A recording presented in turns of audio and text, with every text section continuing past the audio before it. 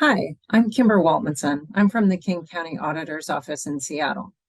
Most of our work is performance audits, and we're an independent agency within the legislative branch. I'm going to talk a little today about our audit of property tax exemptions and how we used Agile to meet standards and to move through the process. At the time of the audit, things were not going well with the program. One county council member who promoted the exemption in his newsletter said he'd received hundreds of complaints about long waits without responses from the assessor. I'm going to show you a couple of slides from our audit presentation to give you some context. So changes to state law increased eligibility for the exemption. You can see that in the upper left. Next, below the timeline, you can see that the assessor got new technology solutions, but the online platform intended to speed up application processing was unstable.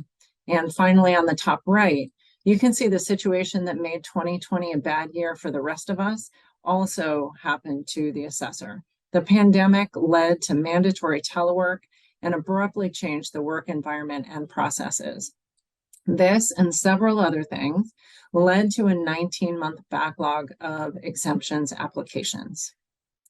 So the backlog of new applications is critical to how long customers waited for decisions, and we took a customer-focused approach in this audit. The backlog is the number of applications received in 1 year minus the number processed. So the assessor said if the backlog is at 2,500 applications, shown by the dotted line, exemptions decisions should be complete in 3 months. That means that by the end of 2021, the backlog was still too high, suggesting that customers will continue to experience long waits in 2022, and they did. You can see that customers were having a rough go, and many of them were calling to find out what was going on. With more customer calls, there were spikes in both hold times, shown by the dark blue line, and the percentage of unanswered calls, shown by the top red bar. In 2021, 70% of customers had their call go unanswered, either because there were more than 9 people on hold, or they decided to hang up instead of wait. The 30% of callers who did get through waited on hold for an average of 41 minutes. So why was the assessor a great Agile project? Well, why not? All performance audits can benefit from Agile in our experience, but specifically for this project, it needed to be done quickly. We needed to finish it by the time council members considered the budget so that they could think about this during that process. It was also politically sensitive. As you could imagine, there were many customer complaints, and the assessor is an elected position. There were also many emerging issues. Every rock we turned over had new things to respond to. So for example, a fraud allegation and employee infighting. So our office has been doing Agile project management for 10 years, and we've been doing it on every single performance audit that we've done in those 10 years. And in that time, we've passed all of our peer reviews assessing our performance against standards, and it seems to be going pretty well in other ways. We have a 93% auditee concurrence rate and an 88% implementation rate. So this is Agile, or our version of Agile. I'm sure you've seen this before. There's the product backlog on the left with all of the tasks that would be needed to complete the project. And obviously we don't know exactly what those are at the beginning, in the Agile process anyway. In the sprint backlog, those are the things that we choose for every 2 weeks to do that planning and do those tasks. And then finally, on the right, there is the shippable products. So the things that come out of that 2 weeks of work. So here's an example of our audit plan. We call it a researchable questions matrix, and this is just a tiny subset of our full RQM for the assessor's office project. You can see it's just objective 2, sub-question C, so there are a whole set of these. And this is to help us to meet standards 8.03 through 8.06 and 8.33. These are primarily the survey phase and the audit plan. what we found is that the audit plan seems to be one of the biggest mental barriers to moving to Agile for auditors. They think they have to plan the entire project up front, but the thing is it keeps changing. So we develop a really broad, general plan in this RQM. And then in these next slides, I'll show you how we refine that. So we have bi-weekly team meetings, and you can see 8.33, the standard there for creating and updating a written audit plan.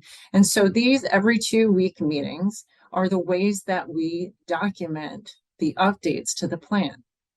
We have sprint goals, which are part of the sprint backlog that we've chosen for that 2-week period. You can see that these are the 2 sprint goals for sprint 10 for the assessor's office. 1 was completing structured staff interviews, and 2 was assessing internal controls. We also have shippable products, in this case, work papers, records of interview, and internal control assessment template that we have in our office. So we develop a list of tasks to achieve these goals and then document them in our planning meeting minutes. And those minutes, and what I'm going to show you next, are the way that we document for peer reviewers and for ourselves that we're meeting standard 8.33, which is updating that audit plan. So this is an example of a daily sprint board in PowerPoint, and this is for a newer audit. I chose this one because I like the format a little better than what we used for the assessor's office, but you can see the sprint goals at the top left. One is start risk assessment, and another is start user story document. We also have an administrative goal, which helps us to remember to do agendas and things like that. We just copy this board in PowerPoint from one sprint to the next. And so we have kind of frozen in time documentation of all the updates that have happened to the audit plan. So you can see that we stand up in front of this board every morning virtually because we're still mostly online, and staff choose what tasks they're going to complete for that day. The 3 questions are up in the right-hand corner. What did you do yesterday? What will you do today? And do you have any impediments? You can see that Luke chose the task to review the code enforcement policy and procedures and standard work documents, and that Basil was going to read the Magnuson decision and keep a list of questions. And so tomorrow when we stand up, they will move those stickies over into the done column and choose new tasks. So what do we love about Agile for audit? It really frames our approach to teamwork. It helps us to think about what's working and what's not working in terms of teams, but also in terms of the project. It thoroughly documents emerging processes throughout the project. And as we know, an initial plan is very quick to be out of date because we find things during performance audits that are subject to change. It manages that inherent ambiguity in performance audit. It also creates accountability for the team. What did you actually achieve? And is what you committed to happening?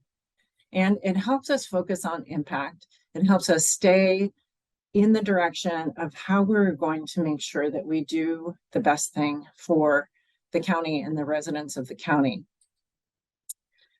So that's it in a nutshell. If you have any questions, definitely reach out. And thanks so much.